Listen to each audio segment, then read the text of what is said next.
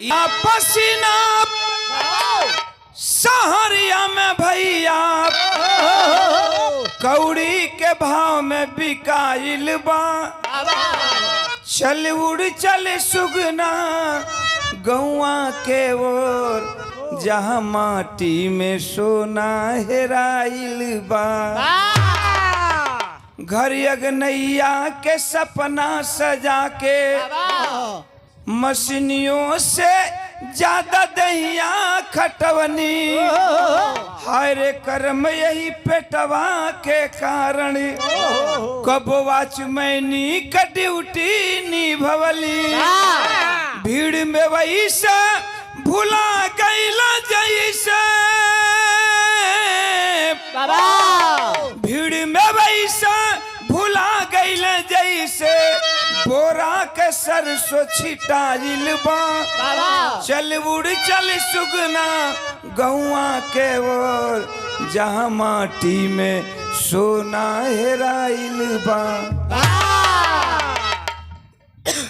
कहले का मतलब बा कि कोई जरूरी नहीं है कि छिनरिये भौजी कजरवा टिकुलिया हिट करी। आप लोगन हॉल में देखत हुआ, यूट्यूब पर सुनत हुआ, ये तमाम ऐसा चीज बा कि अगर राइटर अच्छा गीत लिखे या गवैया के बाखूबी से गावे तो निश्चित हिट करी। ई कौनो मर्द मेहरारू के बीच का बात बा।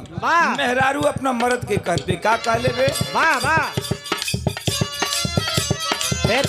या पसीना सहरिया में भैया कौड़ी के भाव में बिकाइल बा। चल उड़ चल सुगना गौआ के ओर जहाँ माटी में सोना हेराइल बा। घर अगनैया के सपना सजा के मशीनियों से ज्यादा दहिया खटवनी। हाय रे कर्म यही पेटवा के कारण कब वाचमैनी का ड्यूटी निभवली। भीड़ में वही से भुला गईला जैसे भीड़ में वही से भुला गईला जैसे बोरा के सरसों छिटाइल बा। चल उड़ चल सुगना गौआ के ओर जहाँ माटी में सोना हेराइल बा।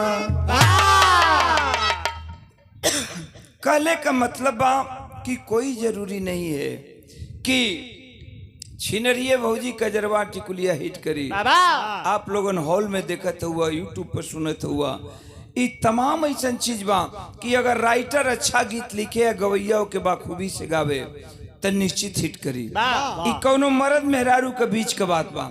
मेहरारू अपना मर्द के कहते का कहले बे